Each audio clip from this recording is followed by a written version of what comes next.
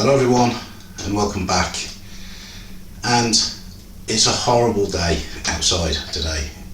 Cold and very wet. That really fine drizzle that comes down and soaks you within minutes. So I thought I'd do something a little bit different and tell you about who inspired me to grow vegetables, etc.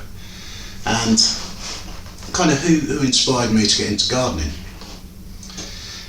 And from a very early age I can remember my mum growing vegetables in the back garden, and I remember planting potatoes and climbing beans and all that sort of stuff. And as a little kid, and I'm talking 4 or 5 years old, I'd be helping, probably hindering more than helping, and I wanted my own garden. And on housing estates in the UK, you very often have a little strip of land down the side of the house between two houses, and I was always designated that area,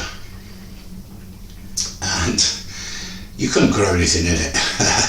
It was dark, damp, and not really any good. But at that age it was my own little garden, and I'd try things out and I'd plant some seeds, and then because I was so young, a couple of hours later I'd be going and digging them back up again to see if they were growing and all that sort of stuff. And inevitably it ended up as a game of mud pies.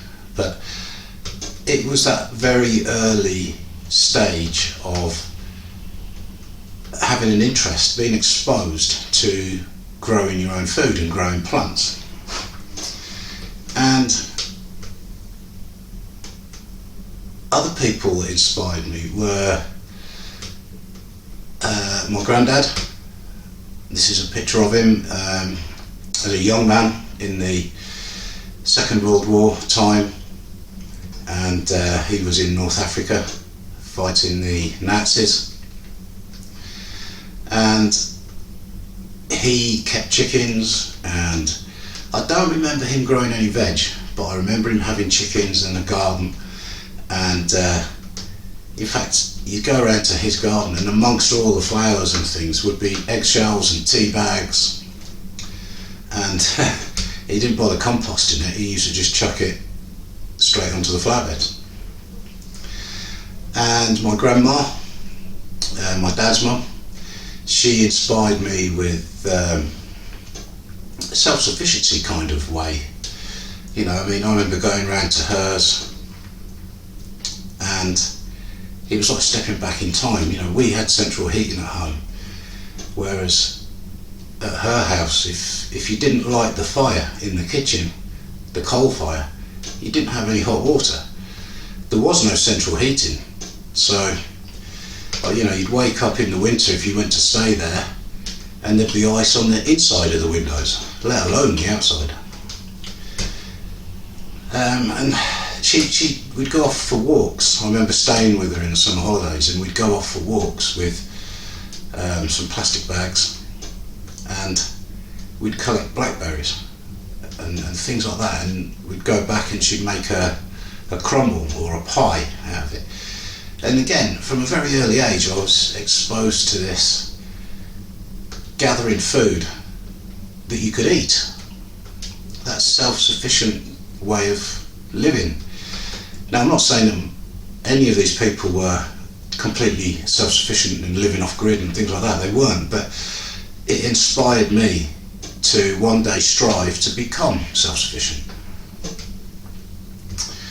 And a guy that was very influential in my thinking as a young child was a guy called Mr. Akens. Now, at the time we were living in a village in Bedfordshire called Leaton, and he was just this old guy. He was a World War II veteran. He fought in Burma against the Japanese, and he was like the Pied Piper. All the kids in the village used to just flock around him, and he'd teach us about wildlife and birds, and he'd teach us about fishing. He used to take us fishing, things like that. And nowadays in society that we live in, people would probably be thinking, oh, an old guy hanging around with young kids, you know. But it was nothing like that. This guy was just a kind, generous, to us, old man. I guess he was in his 60s at the time. This would have been in the 80s. And he taught me how to fish. He taught me how to move quietly through the woods to observe nature and sneak up. There used to be a little brook that ran through the woods, and we'd sneak up there and catch chub. The chub is a fish out of this brook. No float, no weights, nothing, just line and a hook and a lobworm, and that was it. And we'd sneak up through the nettles and the bushes and just slowly lower it into the water and catch fish. And he taught us about, you know, your shadow and making sure that you're not casting a shadow onto the water, and all this sort of stuff that I guess was from his military training. And he sort of passed it on to us in a fishing stroke, hunting stroke, being quiet in nature sort of concept. And you know, he'd teach us how to make fishing floats from feathers. So we'd find feathers from swans and things like that, and he taught us how to strip the feathers off and sand them down, whip a little eye out of some electrical wire and bind it on with some cotton, and then paint the end red and varnish it and all of this stuff. Yeah, and this Mr. Akens, he used to tell us stories about when he was in Burma, and they were hungry, you know, army rations had run out. They'd go fishing, but it wasn't with a fishing rod. They'd literally throw a hand grenade in the river, and the fish would float to the top, and they'd just collect them. And he had a pond in his back garden and massive goldfish in there, and I used to feed the fish, and you'd wiggle your finger in the water and they'd come up and they'd suck the end of your finger, and you'd chuck worms in for them and all that.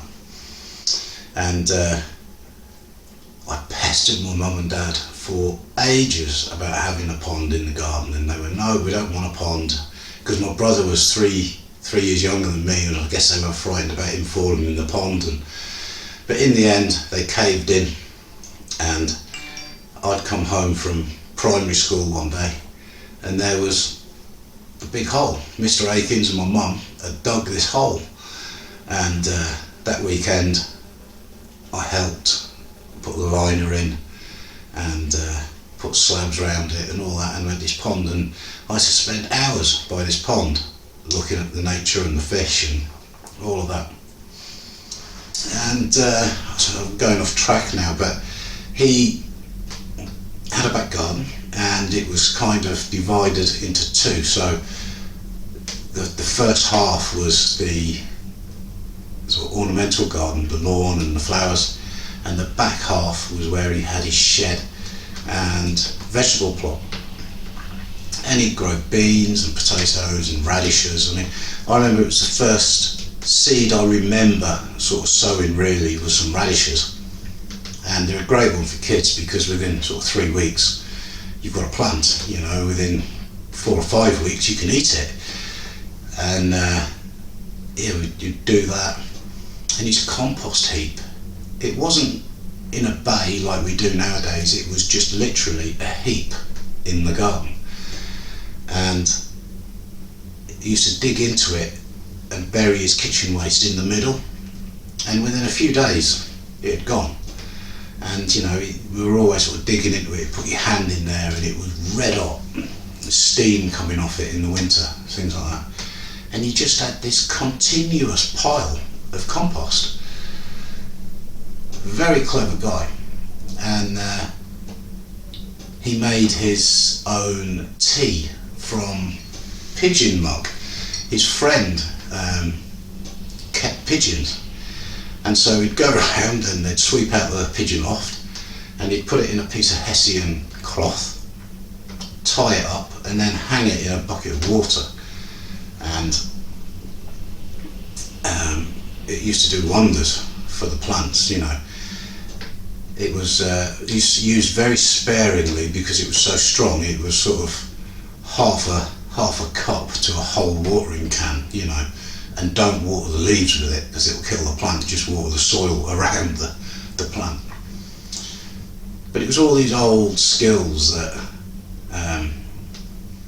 these people were showing me that today a lot have been lost, the old ways of doing things. And it's a shame, I think, for the young ones that aren't exposed to it nowadays. And it should really be part of the curriculum, I think, at school. But yeah, those were the people that sort of inspired me to grow food and think about a more self-sufficient lifestyle. And as I sort of grew up and got into my late teens and early 20s, it all kind of went away, you know, when you discover girls and beer and cars and all that sort of thing. And I ended up living in Spain for quite a while and renovated an old finca, which is like a drying out shed for the almonds, and turned it into a house and all that sort of stuff. And I continued the gardening there, and here's some pictures of me at that sort of age in my early 20s. What a handsome chap I was. And it's never really gone away. And before we moved into this house, I had a back garden. It wasn't very big, it was probably 5 metres by about 8 metres, something like that. And it was north facing, it was constantly damp. But I'd always managed to grow food. Even in those conditions, you know, were less than ideal, you could still grow food. Potatoes and beans and peas and all that sort of stuff. And then we moved here, which is by far the biggest garden that I've ever had. And, you know, there's the potential to develop the part that I grow food into about the size of an allotment, and about half done at the moment. And it's strange, you know, these people inspire you as a very young child, and you don't really realise what they're kind of doing, and it's only later in life that you sort of really sort of click into it and you go, yeah, I remember him doing that, I remember my mum showing me this, I remember, yeah, my granddad used to do that, you know. And you start applying those skills or those methods, and it's fascinating really that 40 years ago I was exposed to making a fishing float out of swan's feather, and I can still remember exactly how to do it today, even though I haven't done it for probably 35 years or something, you know. And fishing is one of those things I'll always do, but I tend to just focus on sea fishing now up in Scotland when I go, as opposed to coarse fishing, which I used to do a lot of.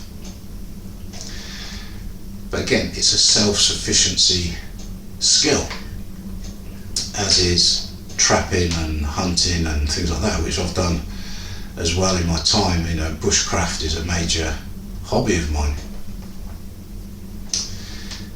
So I thought I'd share this, and you know, we're over 900 subscribers now, which is absolutely staggering.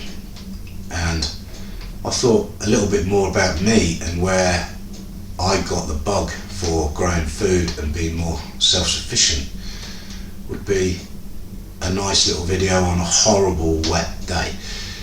And I want to say a big thank you to all the subscribers that have been with me from the beginning, and all of the new ones that have joined recently. We've had a massive amount of people join up recently, which is fantastic, so thank you very much.